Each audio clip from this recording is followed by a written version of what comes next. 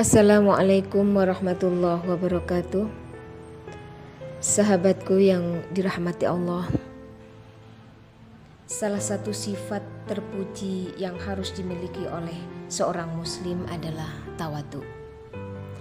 Secara bahasa, tawadhu dapat dimaknai perilaku manusia yang mempunyai watak rendah hati, tidak sombong, tidak angkuh, atau merendahkan diri agar tidak kelihatan sombong, angkuh, congkak, atau besar kepala. Artinya, sengaja memposisikan diri lebih rendah dari posisi sebenarnya.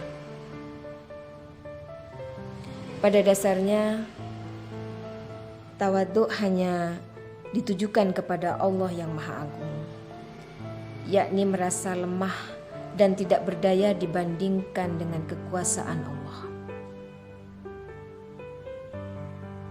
Apalah kuasa manusia sampai berani mengharap surganya Allah?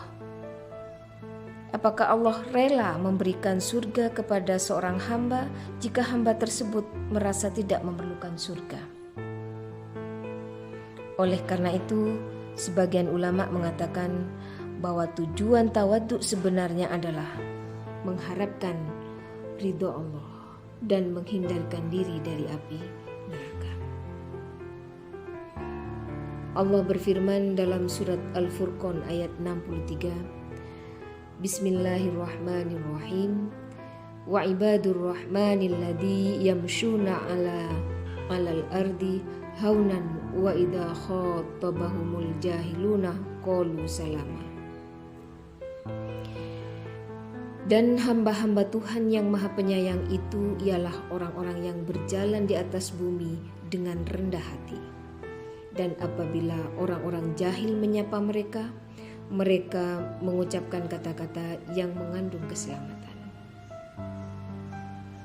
Dalam ayat ini dijelaskan bahwa di antara tanda-tanda orang yang memiliki sifat tawadhu, selalu berjalan dengan menundukkan kepala, seolah-olah tidak pernah melihat langit. Berjalan dengan santai, tanpa membusungkan dada, meskipun dia memiliki kuasa sebagai gubernur, jenderal, ataupun ulama misalnya. Dalam hal ini, berbeda dengan orang-orang yang sombong, yang berjalan dengan mendongak ke atas, tidak pernah melihat bumi. Bahkan ketika mereka disapa dan dikomentari, mereka hanya menjawab salama, yang artinya keselamatan atas kita semua. Begitu spesialnya sifat tawadhu sehingga Allah mengistimewakan mereka yang memiliki sifat tersebut disebut dengan ibadur rahman, hamba-hamba yang Maha Penyayang. Hal ini sejalan dengan janji Allah sebagaimana disampaikan kepada Rasulullah dalam hadisnya, man tawaddu'a rafa'ahullahu wa man takabbara wada'ahullah. Allah akan mengangkat derajat mereka yang memiliki sifat tawadhu dan akan membenamkan mereka yang bersifat sombong. Sahabatku kaum muslimin rahimakumullah, Allah sangat membenci orang-orang yang sombong. Dalam hadis qudsi yang artinya sifat sombong itu selendangku, keagungan dan busanaku. Barang siapa yang merebut salah satu dariku akan kulemparkan dia ke neraka, dan aku tidak peduli.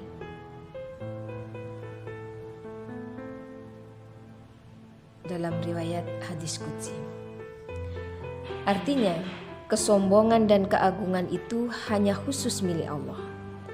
Allah sungguh tidak terima bila ada hamba yang memiliki sifat keduanya.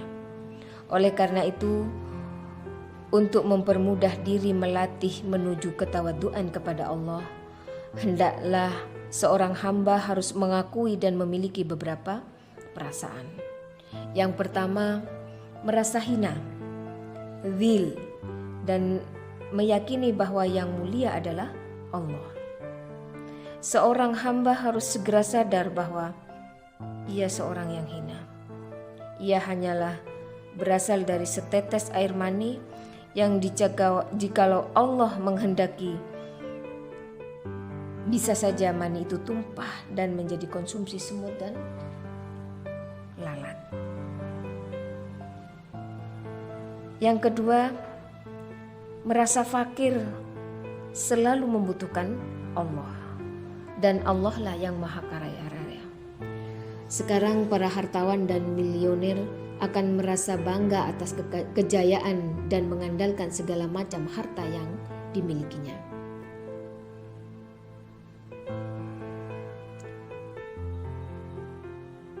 Dan yang ketiga, ada merasa bahwa dirinya adalah orang yang bodoh dan Allah lah yang maha mengetahui. Seringkali para hamba yang dianugerahi ilmu oleh Allah melupakan bahwa ilmu itu hanya sekedar titipan yang dapat diambil kapanpun. Perasaan yang keempat yang harus dimiliki biar kita lebih tawadhu adalah merasa lemah dan hanya Allah yang maha kuat. Sebagai pelajaran betapa banyak legenda tentang kejayaan para raja yang berkuasa begitu hebatnya, tapi sekarang hanya tinggal dalam kenangan atau catatan sejarah.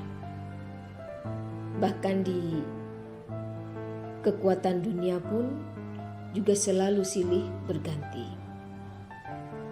Ada sebuah nasihat dari Syekh Abdul Qadir Jalani sebagai gambaran praktek tawadhu kepada sesama dalam kehidupan sehari-hari. Nasihat itu berbunyi, jikalau kamu berjumpa dengan seseorang, maka hendaklah engkau melihat keunggulannya dibanding denganmu. Dan katakanlah dalam hati bahwa orang itu lebih baik daripada aku di mata Allah Subhanahu wa Ta'ala.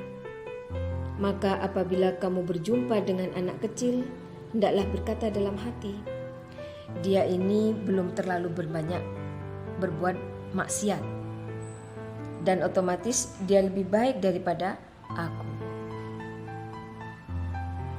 Dan apabila kamu berjumpa dengan orang tua, hendaklah berkata dalam hati bahwa orang ini telah lama beribadah kepada Allah sebelum aku. Karena umurnya lebih tua, maka ia lebih baik daripada aku.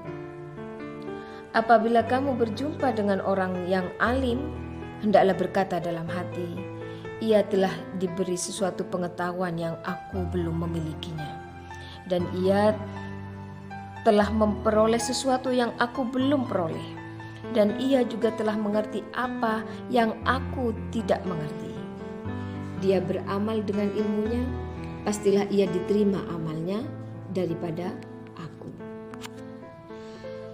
Apabila kamu berjumpa dengan orang yang bodoh, hendaklah berkata, dia maksiat karena kebodohannya, sedangkan aku melakukan maksiat dengan ilmuku. Na'udzubillah min dzalik. Sungguh aku tidak tahu apakah aku lebih baik daripada dia. Sahabatku rahimakumullah, demikianlah pesan singkat ini, semoga bermanfaat bagi kita semua. Ya Allah, tunjukkanlah jalan kepada hamba-Mu yang sombong ini, jalan menuju ketawaduan yang Engkau ridhoi. Sesungguhnya hanya Engkaulah yang mampu menjadikan kami orang yang tawadhu. Wallahu a'lam bishawab. Assalamualaikum warahmatullahi wabarakatuh.